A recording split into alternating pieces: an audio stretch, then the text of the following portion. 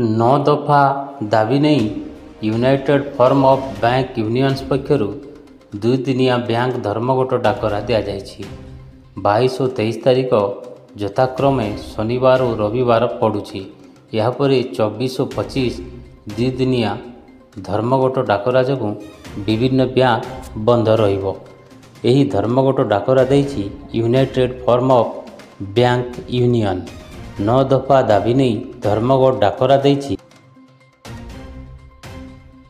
सांबादिक सम्मिलन में यूएफबीयू ओडिशा शाखार आवाहक अरुण कुमार विषयी यही सूचना देइछन्ति।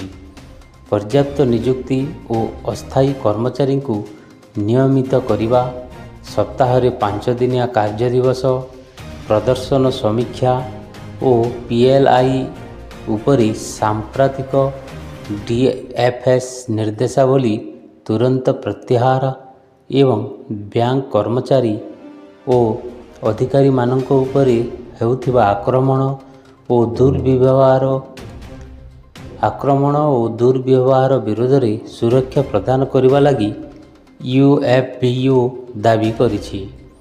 धर्मघटरे राज्यर 6000 सरकारी बैंक शाखार 37,000 रु अधिक कर्मचारी सामिल हेबे। धर्मघट पूर्व मार्च 22 और 23 तारीख साप्ताहिक छुट्टी थिबारु लगातार 4 दिन बंद रहिबो बैंक सेवा। तेबे यह धर्मघट प्रभाव रे सारा राज्य रे बैंक सेवा प्रभावित हेबो। प्रत्यक्ष शाखारे कारोबार संभव हेबो नाही। डिजिटल माध्यम और एटीएम गुड़िकरे कारोबार करा जाई परिबो, किंतु जेहेतु 4 दिन भली एक लंबा अवधि पाई बैंक बंद रहिबो, तेणु एटीएम कारोबार प्रभावित हेबार मध्य आशंका रही।